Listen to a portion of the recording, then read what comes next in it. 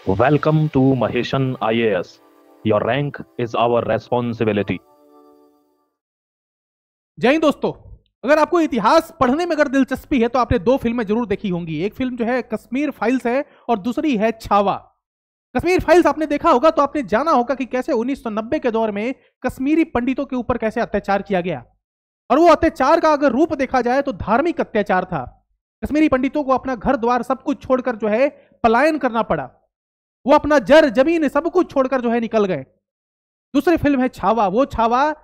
वो संभाजी महाराज जो छत्रपति शिवाजी महाराज के बेटे थे।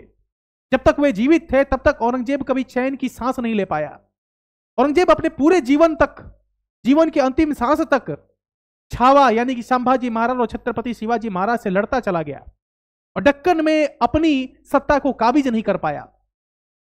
छत्रपति शिवाजी महाराज के बेटे संभाजी महाराज ने किस तरीके से औरंगजेब को छठी का दूध याद दिला दिया था, ये हमने उस फिल्म में भी देखा है और कहानी भी जानते हैं हम सभी।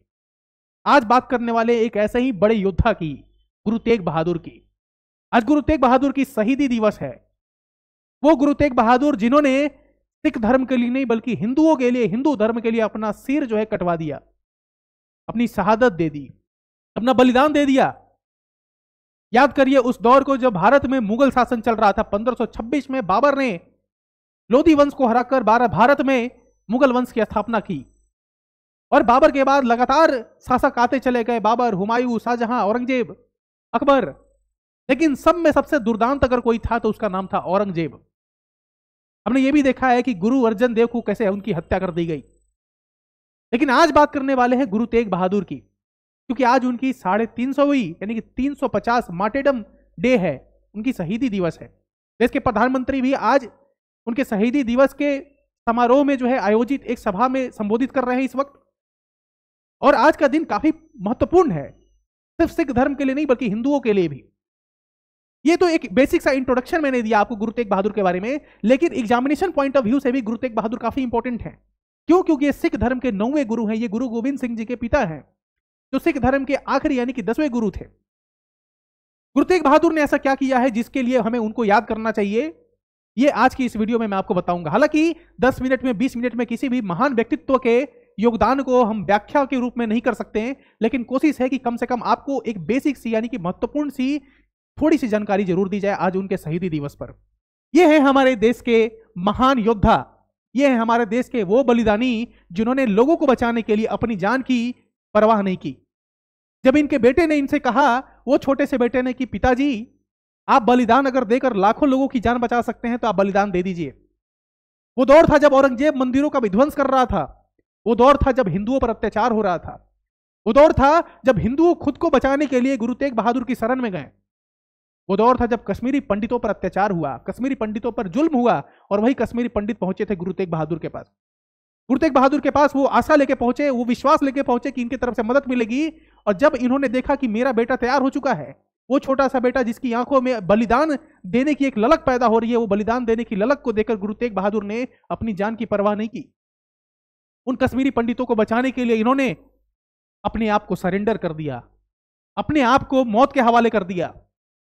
और जिस दुर्दांत व्यक्ति ने, उस पापी ने जिस तरीके से गुरु तेग बहादुर और उनके साथियों की हत्या की, वो इतिहास में दर्ज है। आज भी आप शीशगंज गुरुद्वारा चांदनी चौक में जाएंगे और वहां पे पुस्तकें अगर आप पढ़ेंगे, उनके द्वारा जो भी प्रतिलिपियां दी जाती हैं, टेक्स्ट बुक दिए जाते हैं, अगर उसको आप पढ़ेंगे तो वहां पे आपको पता चलेगा किस तरीके से जुल्म किया गया औरंगजेब द्वारा। लेकिन वो लोग जो कहते हैं कि धर्म के आधार पर किसी भी तरीके का उन्माद नहीं फैलानी चाहिए समाज में, धर्म के आधार पर किसी भी तरह के घृणा, द्वेष, जलन नहीं पैदा करनी चाहिए समाज में, उनको सोचने का जरूरत है कि भाई इतिहास हमारा कैसा रहा है। उनको वो समय भी याद करना चाहिए जब औरंगजेब का काल था, और अभी कुछ समय पहले जब दिल्ली में बॉम्ब ब्लास्ट हुआ, वो समय भी याद करना चाहिए। यानी हजारों साल बाद भी कुछ बदलाव नहीं हुआ है, इतना तो मैं कह सकता हूं आप सबसे। जिस तरीके से अफगानिस्तान में आज कुछ लोगों ने बच्चों को मारा है, किस वजह से मारा, ये आप सबको पता होगा।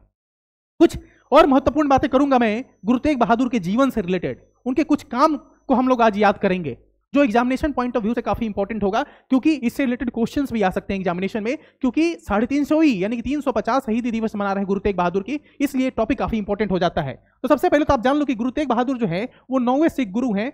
आपको पता होगा कि सिख धर्म में गुरुओं की परंपरा है, और आखिरी गुरु जो थे वो थे हमारे गुरु गोविंद सिंह। और उसके बाद से गुरु गोविंद सिंह ने कहा कि भाई जो हमारी ग्रंथ है, गुरु ग्रंथ साहिब है, वही गुरु होंगे। अब आगे गुरुओं का प्रचलन खत्म हो गया।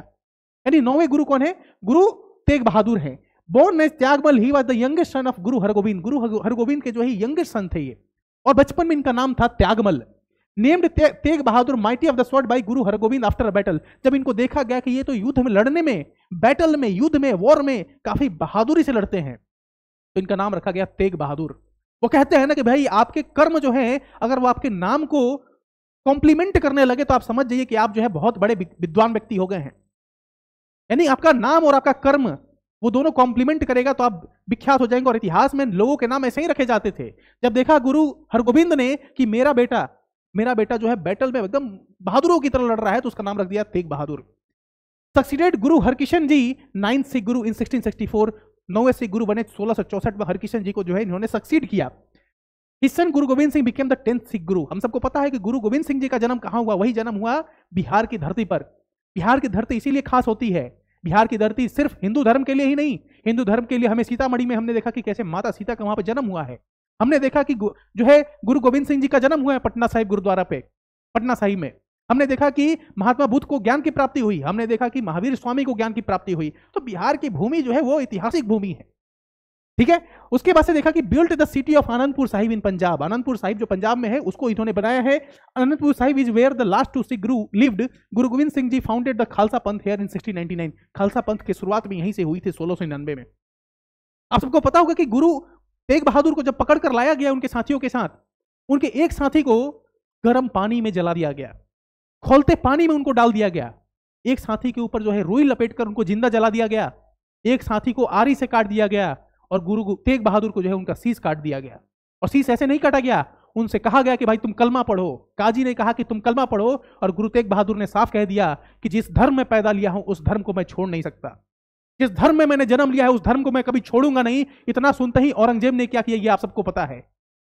छावा के साथ क्या हुआ था, संभाजी महाराज के साथ क्या हुआ था, अगर आपने वो फिल्म देखी होगी तो औरंगजेब कहता है कि भाई कलमा पढ़ लो, इस्लाम को अपना लो, तुम्हें छोड़ दिया जाएगा। लेकिन वो आंखों में जो बलिदान देने का एक ललक थी संभाजी महाराज में, वैसा ही ललक जो है गुरु तेग बहादुर के ही आंखों में थी। उन्होंने औरंगजेब की आंखों में डालकर ये बातें क्लियर कर दी, साफ कर दिया कि जिस धर्म में पैदा लिया हूं उसी धर्म में मरूंगा। तुम्हारे जैसे लोगों के जो है पचड़ों में नहीं पड़ूंगा, मैं बलिदान दे दूंगा लेकिन अपना शीश नहीं झुकाऊंगा। और उन्होंने अपना शीश कटा दिया। आप कभी भी अगर दिल्ली में आना तो चांदनी चौक एक बार जरूर जाना, चांदनी चौक में शीशगंज गुरुद्वारा आप जरूर जाना, और एक बार इस बलिदानी को, एक बार इस योद्धा को नमन करके जरूर आना। आप आज पूरा देश नमन कर रहा है, इस बात को भी याद रखना है। Contributed over 100 poetic hymns to the Guru Granth Sahib.